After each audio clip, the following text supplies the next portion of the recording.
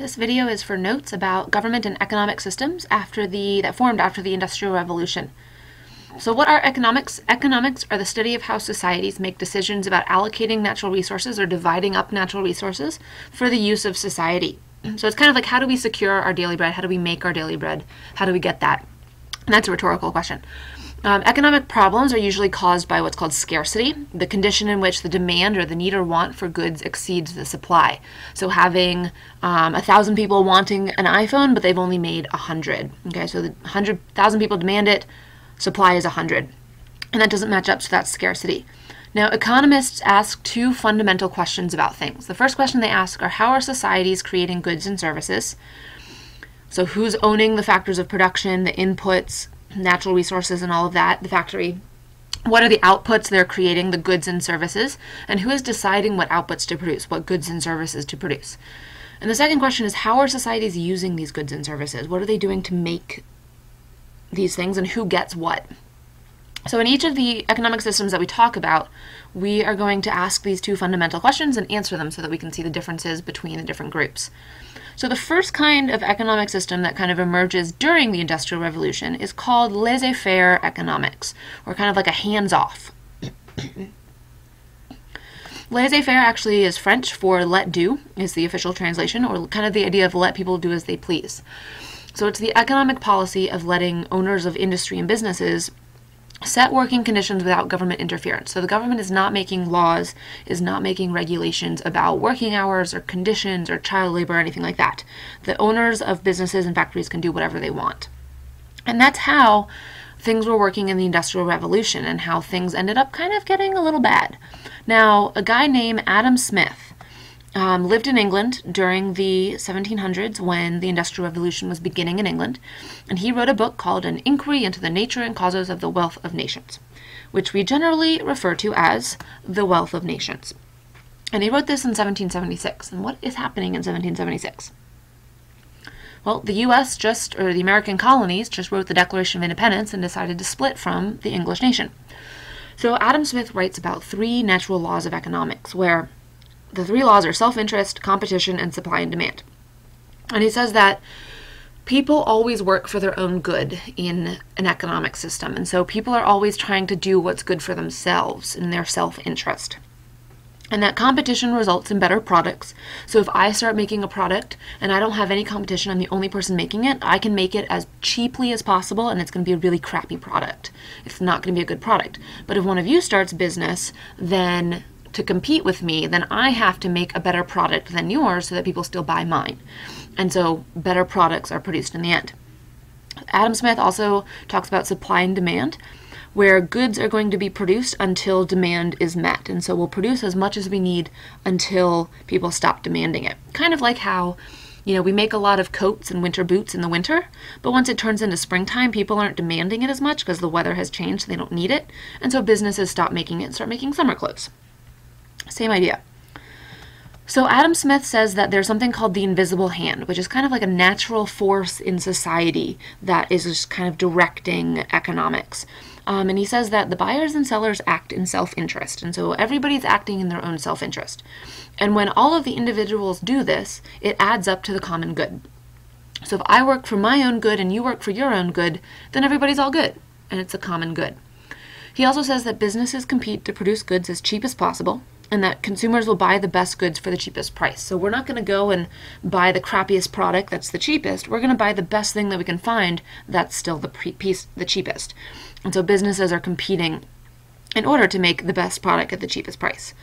Now, when they do this and they make profit, they're going to go and hire more workers to make more product and expand, which means that everybody benefits, because the consumers are benefiting, the business owner is benefiting from the profit, and the workers are benefiting because they have a job. So this is the idea of the invisible hand behind capitalism. Okay, so capitalism is the economic system that is described by Adam Smith, and it's an economic system in which the means of production and distribution are privately or corporately owned. Goods are then produced or sold at a market to the highest bidder.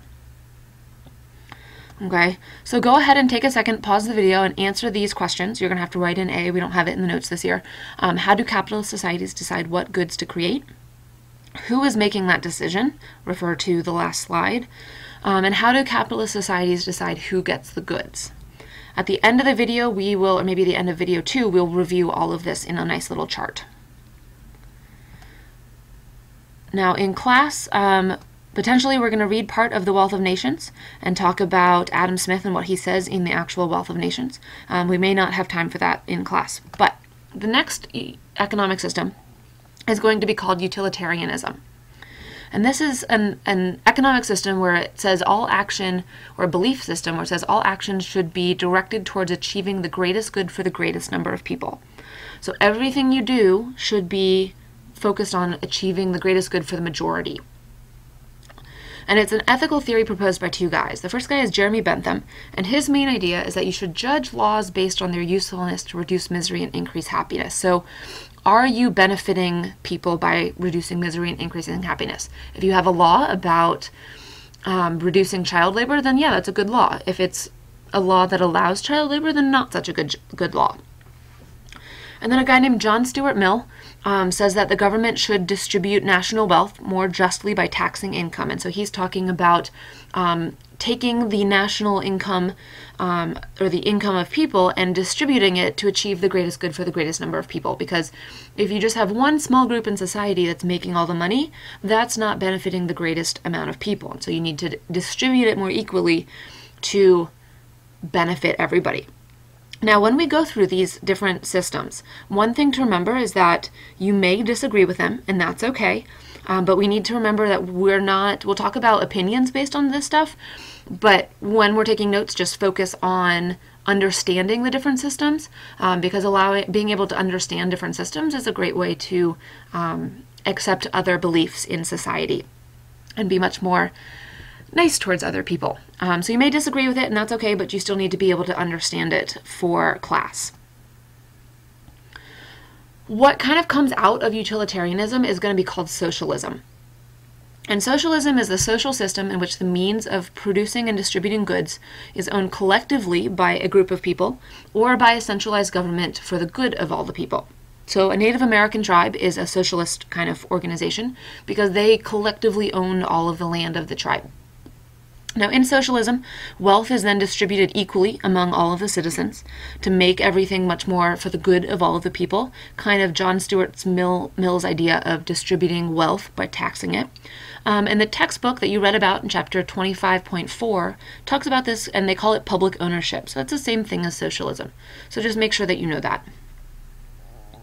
Now, early socialism was begun by a guy named Robert Owens. He talked about setting up a community where everyone was supposed to share in the benefits of the business. So it's kind of a collective where you pool all of the benefits together and everybody shares it. And what he does is he sets up a textile mill in Scotland where he builds housing for employees. He builds schools for the kids. He builds low-cost stores where the prices are lower. And he's going to limit working hours. So it's very successful because people really enjoy working there.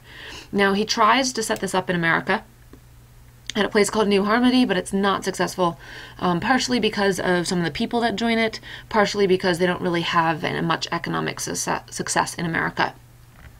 So here's a picture of Robert Owens, and this is over on the right, a town, the factory that he sets up at the bottom by the river. Think about why factories are always set up by rivers.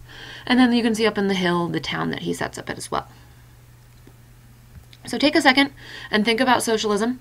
How do socialist societies decide what goods to create and who is making the decision? How do socialist societies decide who gets the goods? And we talked about this a little bit also in class when we read an article called The Beginnings of Socialism, or The Birth of Socialism. So think about using that to help answer this question, and at the end of probably video number 2, we will go through this answer as well and do a little chart with that. So in class, we read an article probably called The Birth of Socialism. If we didn't read it in class, you should probably read it to help study for the test. And so we kind of talked about how did the socialist movement arise, or how was it started? What is the basic definition of socialism? What did the early socialist supporters believe, and why did they support socialism? That's going to end this part of the notes. Check back for the next video when we talk about Karl Marx and communism.